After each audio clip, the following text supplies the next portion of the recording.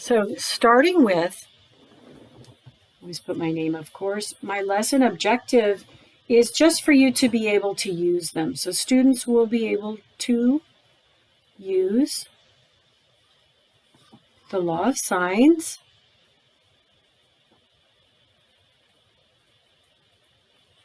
and the law of cosines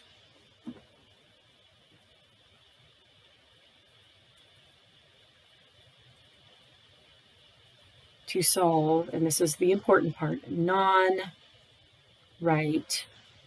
triangles. And that's what I was just telling everybody about that. So far, you've used trig ratios to solve right triangles, but in this lesson, you're going to learn how to solve any triangle. Now, when the triangle's obtuse, you may have to find a trig ratio for an obtuse angle. So it's slightly different. I'm just going to give you 3 examples. See how they're all bigger than 90 degrees?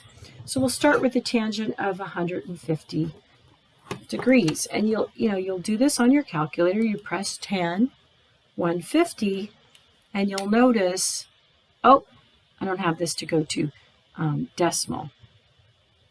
So I want my fraction to go to decimal. So there it is.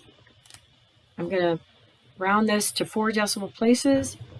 It's approximately negative 0.75774. Okay. Now you may wonder, how can I get a negative ratio? And the reason is because on our little XY, Cartesian coordinates, 150, this is 0, this is 90. 150 degrees is all the way over here. Okay. So it creates this triangle where this is a 60. No, 150, that's a 30, 60, 90. Okay.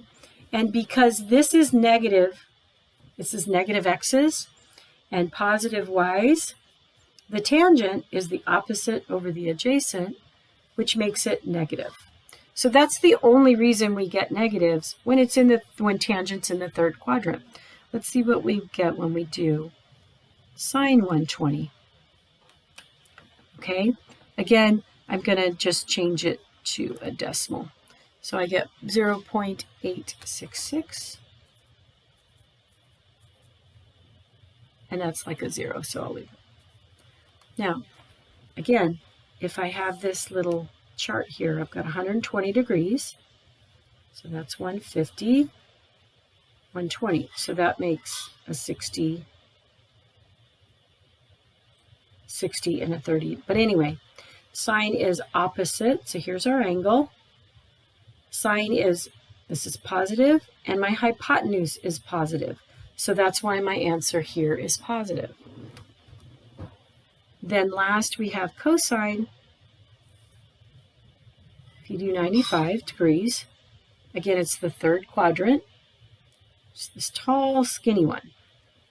Okay, but cosine, right, is adjacent. Here's your angle. It's adjacent, and this is a negative x over hypotenuse, which is positive. So this, when you do cosine 95, again, you're going to get a negative number because the adjacent side is negative. So it'll be negative 0.87, and I'll just do 2. Okay, so that's just a quick thing. It's okay to get negatives depending on where your sides are in the triangle.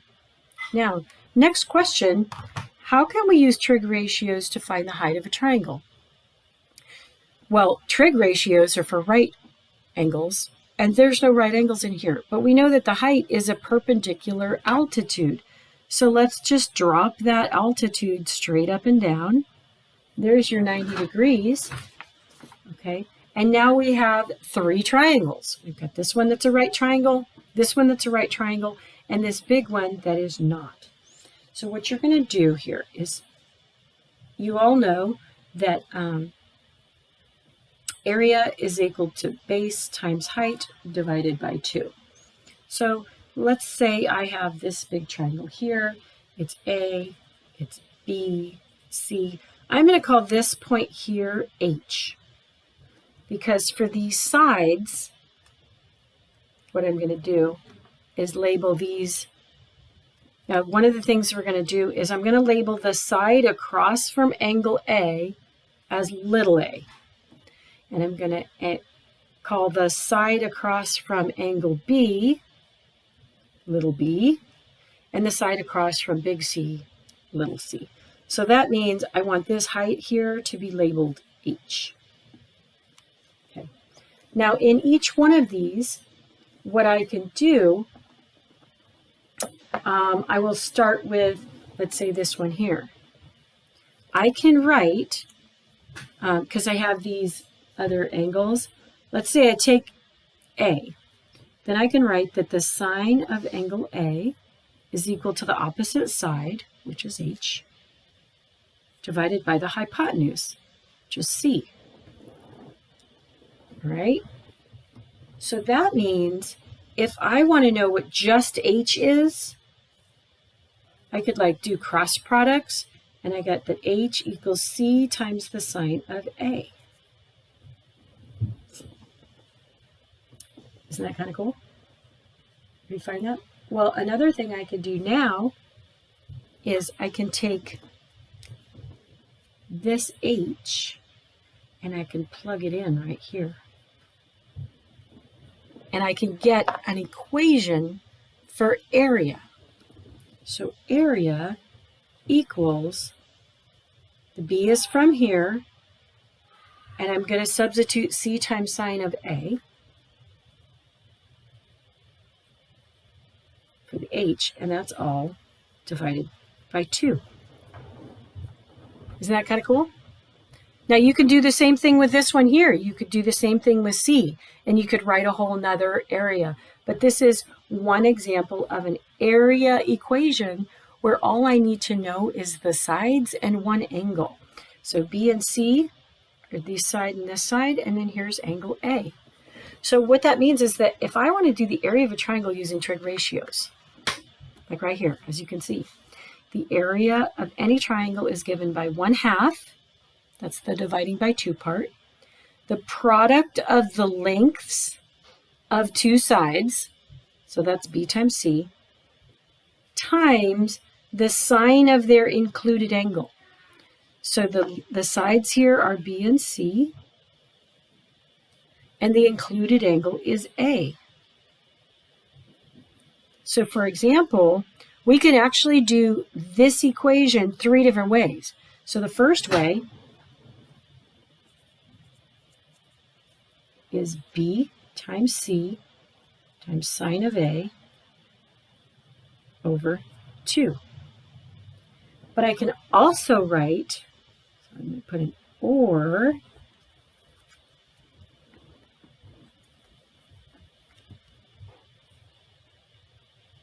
A times C sine of B.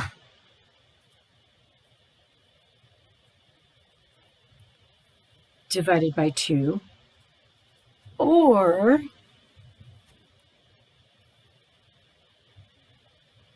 A times B sine of C.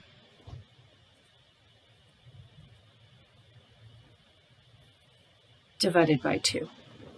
All 3 of those, depending on what you get, will help you solve for the area of a triangle, which I think is kind of cool. So we'll do an example here. I'm giving you an obtuse triangle. Here's the included angle A, and here's the sides.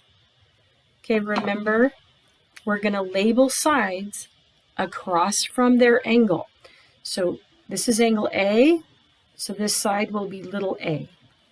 This is angle B, so this is small b. Let me see if I can make that clear. It looks smudged. So this is B.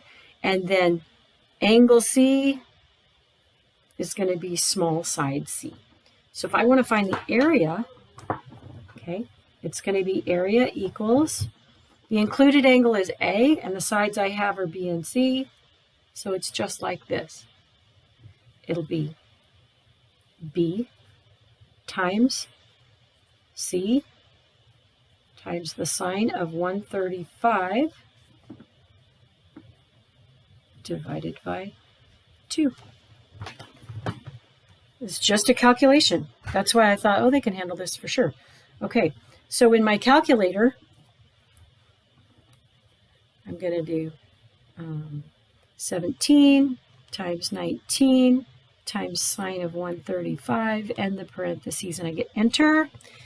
And then I'm going to divide by 2, and I get area is approximately 114 point, it says to 3 decimal places, so I'll do 198. It's area, so those are units squared.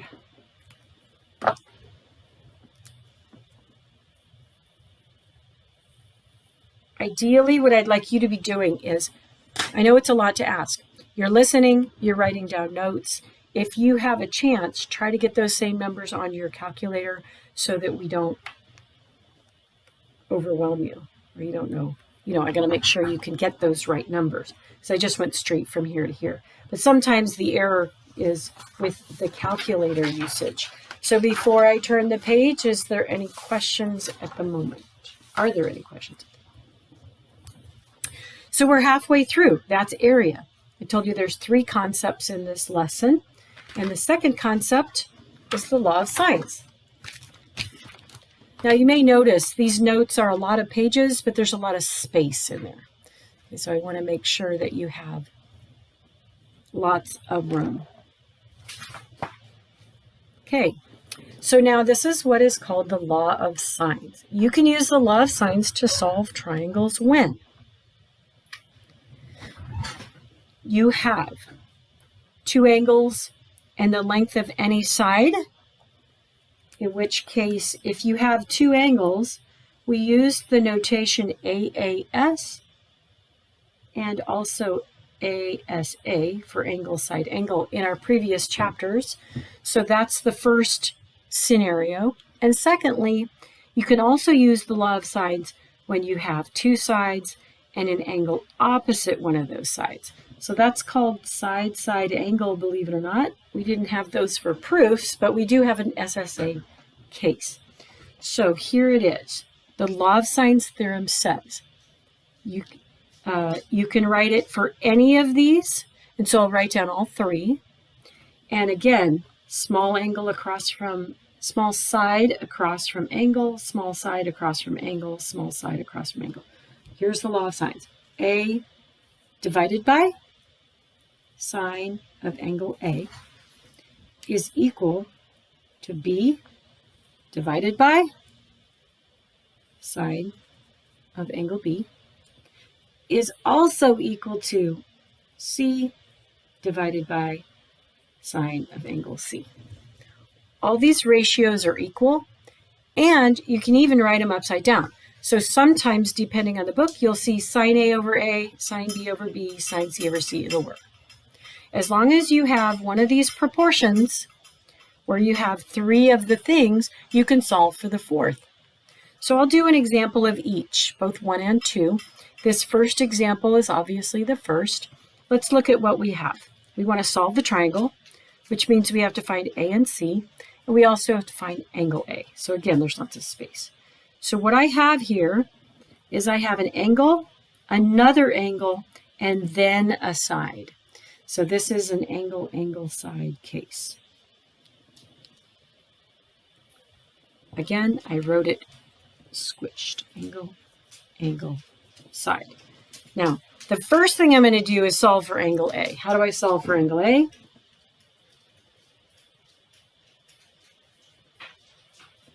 I'm just going to subtract. I know they all have to add up to 180. So I'm going to subtract these, right? 180 minus 107 minus 25 is 48 degrees. So this is 48. Now, in order to find one of these angles, one of these sides, I'll just start with, let's say I'll start with C because I have angle C already. So in order to write this, I'll write C over sine of the angle C. And I'm going to set that equal to, so C over sine of angle C equals 15 over sine of 25.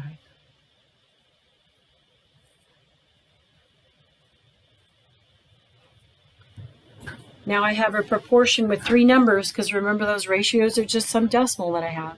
I can do cross product, right? Now from here on out, it's almost all calculator work, because you'll get C is equal to 15 times the sine of 107, and then it'll be divided by the sine of 25.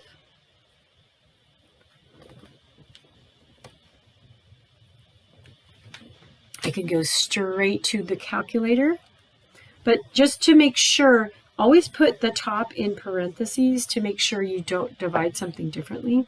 So 15 times the sine of 107.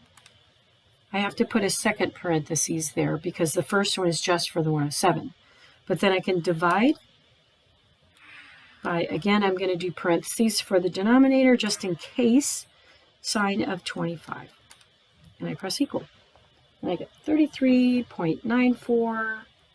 How many places? 2 decimal places. So that's closer to 94 than 95. C is 33.94 approximately. And now that I have found C, now the last thing I need to do is find A. And so I go, let's see. So I'll do A over sine of 48 equals, let's see, I'll just go ahead and use the same one, 15 over sine 25. 15 over sine 25. Again, I'm going to do cross products. So A is going to equal 15 times the sine of 48 divided by sine of 25. I should be able to do this straight through. 15 times sine of 48 divided by sine of 25. So I get approximately 26.38 will be closer.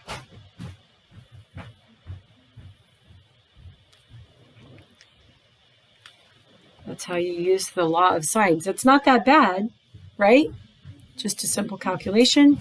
You do have to get good with your calculator and make sure that everything you have, write stuff down. If I were you, I'd make sure I put this stuff in my notebook. Any questions right now?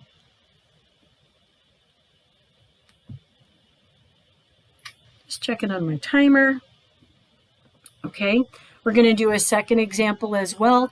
And the second example, as you know, is going to be more like this. So I'm going to clear my calculator actually. And we're going to solve this triangle. But as I'm looking at it, let me zoom in a little bit. As I'm looking at this, I figure out what kind of case is this? Well, I have 2 sides, but the angle is not included. So that's what makes this an SSA case. So I also don't have enough information to solve for my other angle first. So I'm going to write a note here. On this case, first you have to solve for another angle. And the missing angle you want, see how A is across from A? The one you want is across from 11. You want to solve for angle B first. Okay? In this case, first. And then once you have the angle, you can find the third angle. But this just gives you the missing opposite the given side. Opposite the given side. So because you were given 11, that's why we're finding B. So we'll use these sides here. So it's going to be 20 over sine 115 equals 11 over sine of b. That's what we're looking for first. So now we do our cross product. Okay. And we'll get sine of b is equal to 11 times sine 115. You'll end up dividing by 20. So let's see if I can get this here. 11 sine 115. I'm going to then divide that by 20. And I get sine b equals 0.4985. I'll just round that off. Now here's the part where you have to use the inverse, because I've got the angle inverse ratio. I want to know the angle. So you're going to take that number and you're going to do sine inverse of 0.4985, and that will give you the angle. So I have to do inverse, and then I'm going to put in the answer so I don't have to retype it, and then I'm going to press enter. And there we go. So the angle B is 29. I'm going to leave that as 29.90 degrees. Okay, which is good because now, let me zoom out just a little bit. Now I can solve for the third angle because all triangles add up to 180. So now this one here is 29.9. Then measure of angle C is going to be 180 minus 115 minus 29.9. And so that's going to be, again, we grab our calculators, 180 minus 115 minus 29.9. I get 35.1.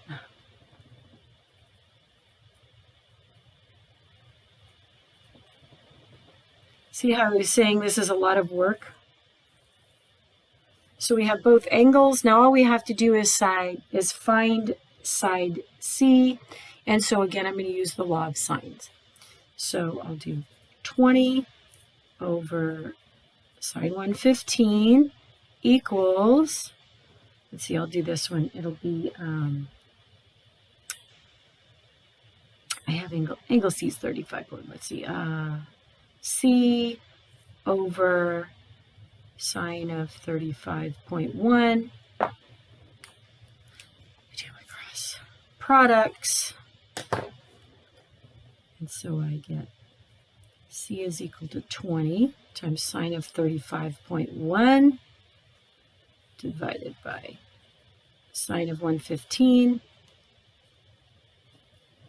And this should be fairly straightforward because it's just a side. This is why you need to keep all your notes. Easy to read. Okay, so so the top is going to be 20 times sine of 35.1. I'm going to divide that by the sine of 115. Oops.